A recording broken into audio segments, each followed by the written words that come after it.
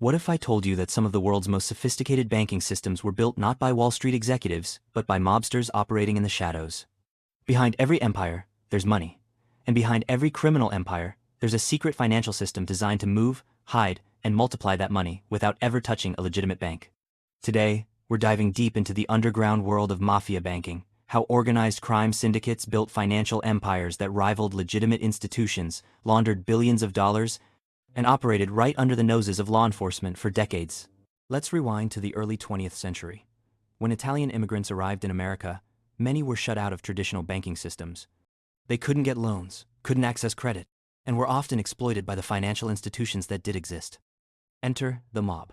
Organized crime families saw an opportunity. They became the bank for those who had nowhere else to turn. Need money for your business? The mafia would give you a loan with interest, of course. Can't cash a check because you're undocumented? They'd handle it for a fee. But this wasn't charity. This was business. And it taught the mob a valuable lesson. Controlling money meant controlling power. By the 1,920 seconds and 30 seconds during Prohibition, the mafia was making astronomical profits from bootlegging. Suddenly, they had a new problem. They had too much cash and nowhere to put it. They couldn't just walk into a bank with suitcases full of illegal money. So they built their own system.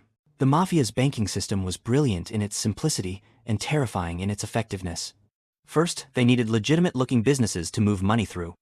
Pizza parlors, laundromats, construction companies, garbage collection services, nightclubs, restaurants. These weren't just businesses. They were financial funnels.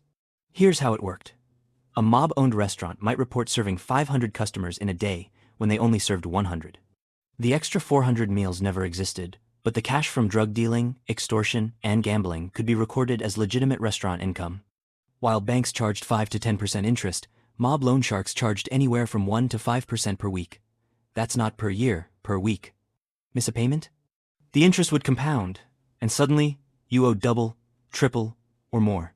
Can't pay? They'd take your business, your assets, or worse. Loan sharking became a self-sustaining system that generated millions while creating a network of people indebted to and therefore controlled by the mob. Illegal gambling operations generated enormous cash flows. Bookies would collect bets, pay out winnings, and send the profits up the chain. The beauty of this system was that most transactions were cash only, making them nearly impossible to trace. As law enforcement got smarter, the mob had to evolve. They couldn't just hide money anymore. They needed to clean it, to make dirty money appear legitimate. This process is called money laundering, and the mafia wrote the playbook. Stage 1. Placement: getting the cash into the financial system. This might mean depositing small amounts across dozens of banks to avoid suspicion or mixing it with legitimate business revenue. Stage 2. Layering. Moving the money through complex transactions to obscure its origin. Wire transfers between shell companies, international transfers, buying and selling assets. Each transaction made the money harder to trace. Stage 3. Integration. Bringing the now clean money back into the legitimate economy. The mob boss buys a mansion, not with drug money, but with profits from his pizza chain.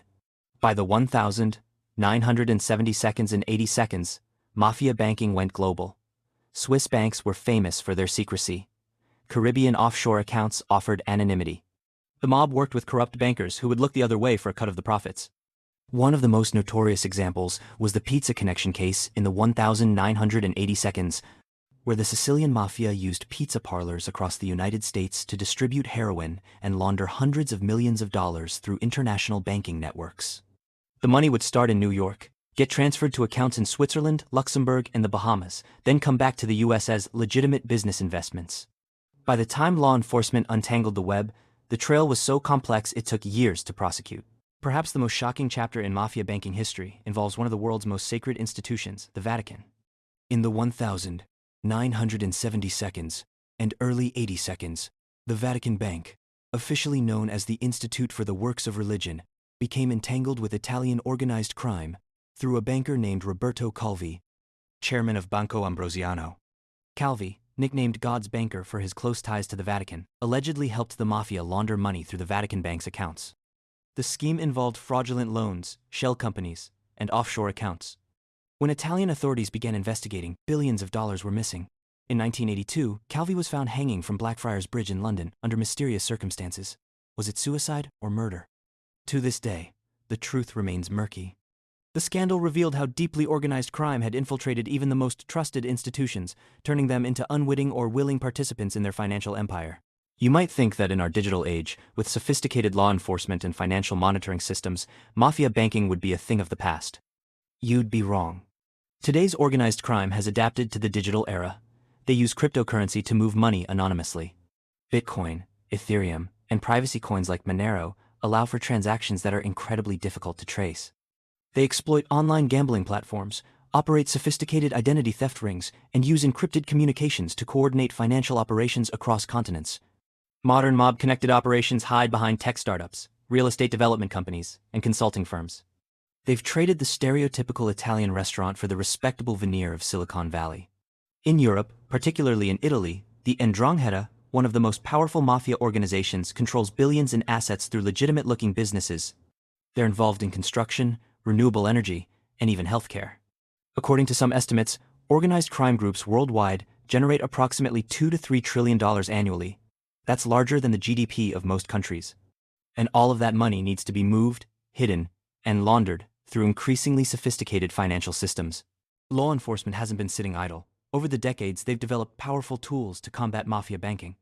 The most effective strategy has been financial forensics, tracking money trails, analyzing banking records, and building cases based on financial evidence rather than traditional witness testimony.